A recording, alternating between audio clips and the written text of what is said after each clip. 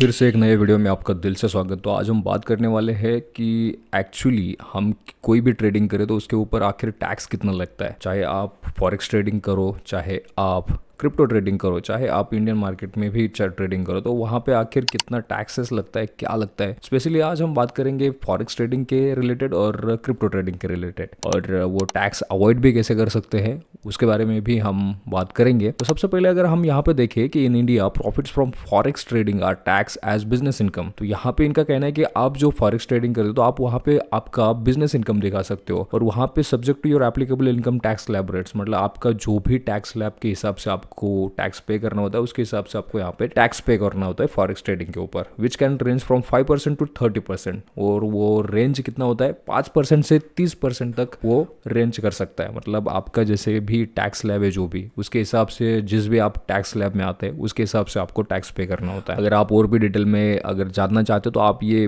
Pause करके पढ़ सकते हैं यहाँ पे। तो यहाँ पे 5% टू 30% तो आपको टैक्स लगेगा, और उसके ऊपर आपको सरचार्ज भी देना पड़ेगा और सेस भी देना पड़ेगा। तो वो ऑलमोस्ट आपका बहुत ऊपर चला जाता है टैक्स वगैरह, ऑलमोस्ट 40% के ऊपर या आसपास। डिपेंड करता है आप मतलब वहाँ पे कौन से डिडक्शन लेते हैं या बिजनेस में कैसे एक्सपेंसेस दिखाते हैं, उसके हिसाब से आपका टैक्स वेरी करता है। शॉर्ट टर्म कैपिटल गेन अलग से लगता है, लॉन्ग टर्म कैपिटल गेन अलग से लगता है। वहाँ पे टैक्स कलेक्शंस और टीसीएस की बात करें तो यहाँ पे 5% आपको टीसीएस भी देना पड़ेगा अगर आप फॉरेक्स में करते हो। एलआरएस में रेमिटेंस की बात करें ओवरसीज में, तो वहाँ पे 0.5% का आपको एजुकेशन सेस भी देना होता है, और अदर रेमिटेंस भी होता है। फॉरेक्स ब्रोकर सर्विसेज, वो जो भी ब्रोकर के साथ आप ट्रेड करते हो वो भी उनका अलग अलग चार्जेस लेते हैं, उसके ऊपर आपको 18% जीएसटी देना होता है। बट ये आप कौन से फॉरेक्स ट्रेडिंग की बात कर रहे हैं, ये बहुत लोगों को ये सवाल पड़ा होगा, क्योंकि इंडिया में तो फॉरेक्स ट्रेडिंग बैन है, तो फिर ये टैक्सेशन कैसे हो सकता है। तो देखो भाई, इंडिया में फॉरेक्स ट्रेडिंग लीगल है, बट कुछ ही पेयर्स में,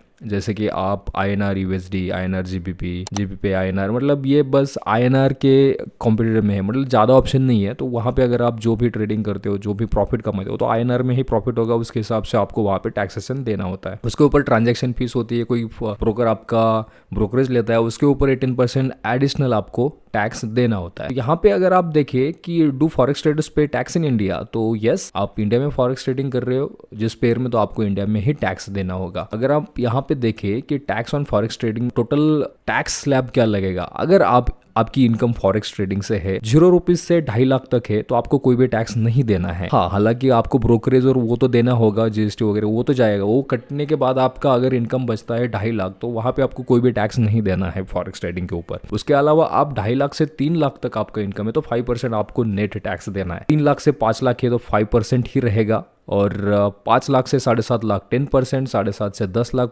15%, 10 लाख से 12.5 लाख तक अगर आपका इनकम होता है तो 20% आपको टैक्स देना पड़ेगा। 12.5 से 15 में 25% है, और 15 लाख के ऊपर आपका जो भी इनकम रहेगा उसके ऊपर आपको फ्लैट 30% टैक्स देना होगा। उसके ऊपर आपको सरचार्ज भी देना होगा और प्लस सेस भी देना होगा। तो ये सब कुछ मिला के आपका बहुत ज्यादा जाता है। उसके अलावा आप जीएसटी भी आपको देना होगा फॉर फॉरेक्स ट्रेडिंग। अगर आप इंडिया में जो भी फॉरेक्स ट्रेडिंग के कौन से भी पेयर के ऊपर आप ट्रेडिंग करते हो, तो वहां पे आपको 1 लाख का अगर ट्रांजैक्शन वैल्यू, तो आपको 1% ट्रांजैक्शन वैल्यू का चार्ज देना होगा। उसके ऊपर आपको 18% जीएसटी भी देना होगा। मतलब आप 1 लाख का अगर ट्रांजैक्शन वैल्यू है तो 1% यानी 1000 हुआ, उसके ऊपर 18% जीएसटी, मतलब 180 रुपीज। 1180 रुपीज मतलब 1180 रुपए आपको देना पड़ेगा। 1 लाख से 10 लाख तक है, 10 लाख के नीचे तो आपको 1000 फ्लैट प्लस 0.5% अबो 1 लाख, मतलब आप 10 लाख के नीचे मतलब 9,99,099 रुपीज अगर आप यहाँ पे आपकी ट्रांजेक्शन वैल्यू है, तो आपको 1000 फ्लैट देना होगा, और प्लस 1 लाख से 10 लाख के बीच जो डिफरेंस है, यानी कि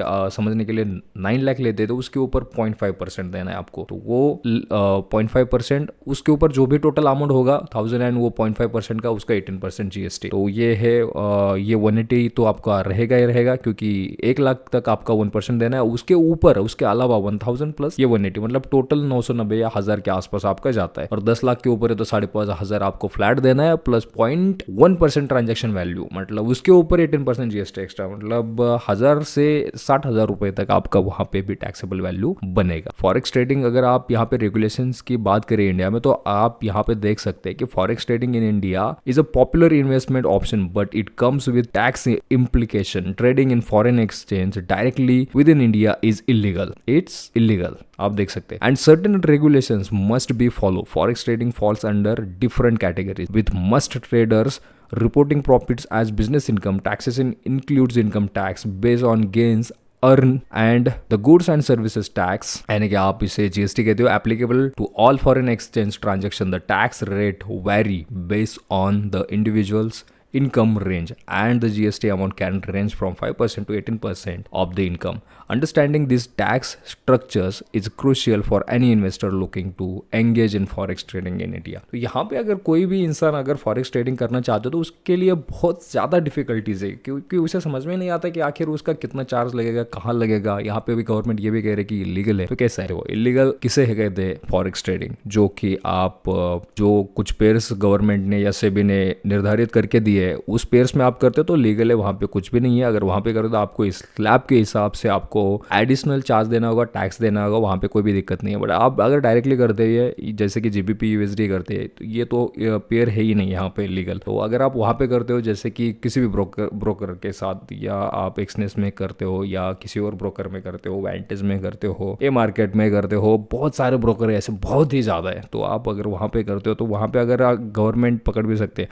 हालांकि ऐसा नहीं कि डायरेक्टली, मतलब ऐसा नहीं कि कुछ भी लोग नहीं करते, बहुत सारे लोग फॉरेक्स ट्रेडिंग करते थे, बट उन्हें क्यों नहीं पकड़ते, राइट? तो एक्चुअली उसमें भी एक फैक्ट है. तो आप ये फिर किसी वीडियो में बताएंगे. आज हम टैक्सेशन की बात करें तो यहाँ पे आप सारे के सारे पेयर्स में ट्रेड कर सकते हैं फॉरेक्स में. उसके लिए आपको प्रॉप फर्म में एक ऑप्शन है, तो वहाँ पे प्रॉप फर्म में आप अकाउंट लेके ट्रेडिंग करो तो वहाँ पे आपको कोई भी दिक्कत नहीं होगी, क्योंकि आप वो income as a service income आप दिखा सकते हो, क्योंकि आप सर्विस एक्सपोर्ट कर रहे हो बाहर और उसके बदले में आपको प्रॉफिट हो रहा है. तो दैट्स इट. तो ये फॉरेक्स ट्रेडिंग नहीं है, आप खुद का पैसा लगा के ट्रेडिंग नहीं कर रहे हो, तो वहाँ पे कोई भी दिक्कत नहीं होगी आपको. इसके अलावा अगर हम बात करें यहाँ पे टैक्स कितना लगेगा यहाँ पे फॉरेक्स ट्रेड्स आर टैक्स, तो यहाँ पे ये जो आपको रेट दिख रहा होगा कि फर्स्ट 60% जो आपका है लॉन्ग टर्म कैपिटल माना जाएगा, 20% टैक्स लगेगा और रिमेनिंग 40% वो आपका शॉर्ट टर्म माना जाएगा. उसके लिए 37% आपको टैक्स देना होगा. मतलब देख सकते हो आप 60%, मतलब जितना भी प्रॉफिट होगा उसका 60% आपका लॉन्ग टर्म के हिसाब से आपको 20% टैक्स देना होगा और रिमेनिंग जो 40% बचता है उसका 37% टैक्स देना होता है. बट ये हमारे इंडिया के लिए नहीं है, ये बाहर के लिए ये, तो आप इसको इग्नोर कर सकते हैं. अभी हम बात करते हैं क्रिप्टो की, तो क्या crypto tax rate in India क्या है? तो 30% तो आपको फ्लैट टैक्स देना है. गवर्नमेंट ने इंट्रोड्यूस किया था क्रिप्टो टैक्स 2022 के बजट में, तो तब से यहाँ पे क्रिप्टो पे टैक्स लग रहा है. उसके पहले कोई भी टैक्स नहीं था इंडिया में. आप चाहे कहाँ पे भी ट्रेडिंग करो, होल्ड करो, कोई भी कॉइन्स बाय करो या सेल करो, आपको कोई भी टैक्स नहीं लगता था. बट 2022 के बाद गवर्नमेंट ने, यानी कि अपने फाइनेंस मिनिस्टर निर्मला सीतारामन जी ने यहाँ पे टैक्स इंट्रोड्यूस किया था क्रिप्टो के ऊपर, तब से टैक्स लग रहा है. हालांकि पहले कम था बट अभी डायरेक्टली 30% टैक्स कर दिया है क्रिप्टो के ऊपर, चाहे आप ट्रेड करो या कुछ भी करो. अगर आप उसे कब अवॉइड कर सकते हो टैक्स को? तो आप यहाँ पे टैक्स को तभी अवॉइड कर सकते हो जब आप कोई भी बाय या सेल नहीं करते हो क्रिप्टो में. बस जो भी ऑलरेडी आपने बाय किया है उसे होल्ड करते हो, और उसके पहले जो भी होल्ड किया आपने ऑलरेडी यहाँ पे आपके आईटीआर में शो कर दिया, तो वो फिर आपको कोई भी टैक्स नहीं देना होगा उसके ऊपर. जितने भी आप कॉइन्स होल्ड करते हो या बाद में कोई भी बाय सेल नहीं किया तो आपको कोई भी टैक्स नहीं देना होता है. और यहाँ पे अगर आप देखें तो क्रिप्टो के ऊपर फ्लैट 30% तो टैक्स देना होता है, बट 10,000 से 50,000 तक आपको कोई भी टैक्स नहीं देना होता. बट ये वैरी करता है, ऐसा नहीं कि मतलब 50,000 तक ही होगा.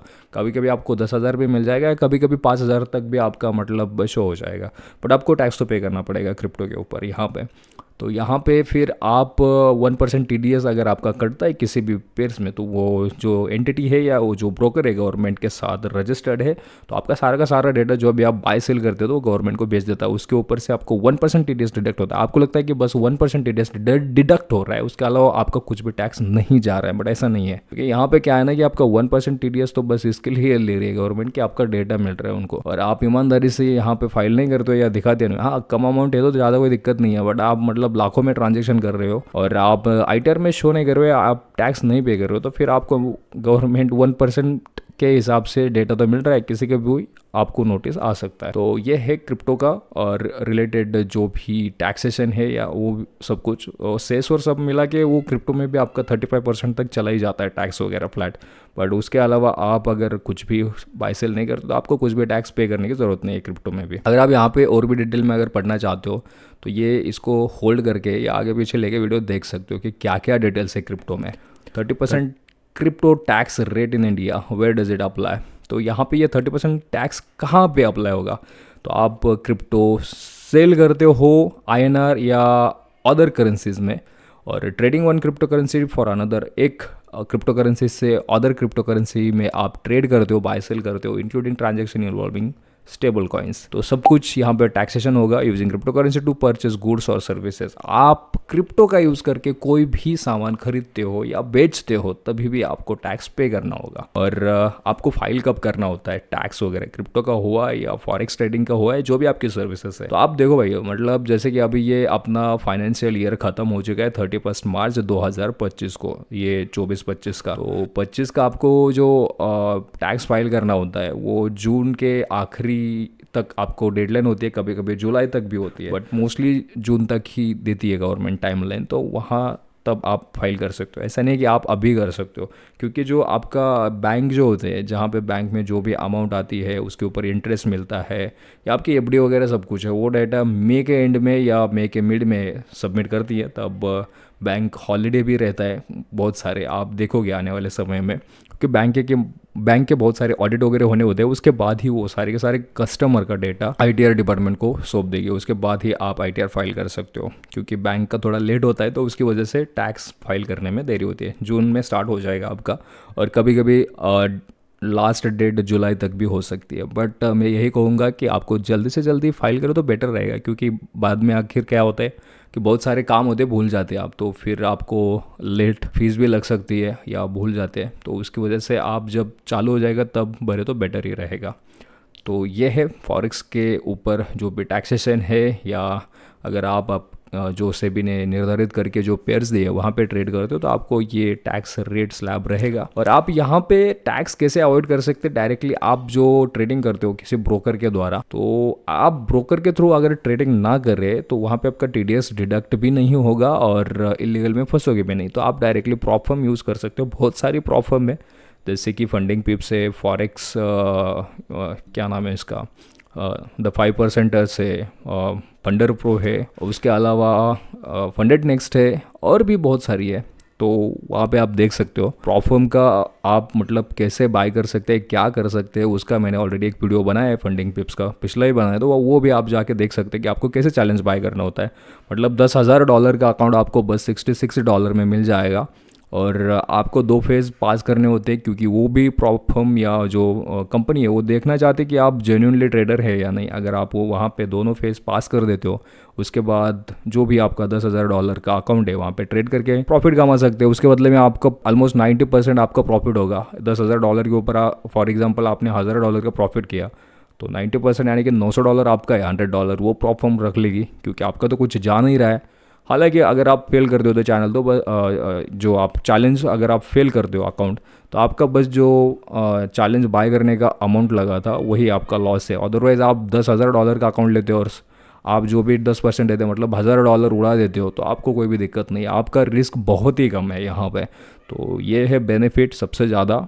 और मेन पॉइंट ये है कि यहाँ पे आपको टैक्सेशन में इशू नहीं आएगा, डायरेक्टली आप बैंक अकाउंट में भी ले सकते हो। बट बैंक अकाउंट में लेने का कितना लेना चाहिए, कैसे लेना चाहिए फॉरेक्स ट्रेडिंग या प्रॉप फर्म के द्वारा, तो उसके रिलेटेड और एक डिटेल वीडियो बनाऊंगा मैं, क्योंकि ये बहुत बड़ा टॉपिक है कि कैसे ले सकते हैं आप या कहाँ पे ले सकते हैं, तो और कितना ले सकते हैं। तो सबसे पहले तो आप यहाँ पे अगर आपको फॉरेक्स ट्रेडिंग के बारे में कुछ पता नहीं है, प्रॉप फर्म के बारे में ज़्यादा कुछ पता नहीं है, तो आप पिछले वीडियो देख सकते हैं, ऑलरेडी मैंने बना के डाला है। अगर आपको ये नॉलेज अच्छा लगा तो चैनल को सब्सक्राइब करना ना भूलें, और ऐसे इंटरेस्टिंग वीडियो को फिर से देखने के लिए बेल आइकन को भी दबाना मत भूलिए। अगर आपका कुछ भी डाउट है इसके रिलेटेड तो आप कमेंट करके ज़रूर पूछ सकते हैं, कुछ भी हो आपको रिप्लाई मिल जाएगा 24 घंटे के अंदर अंदर।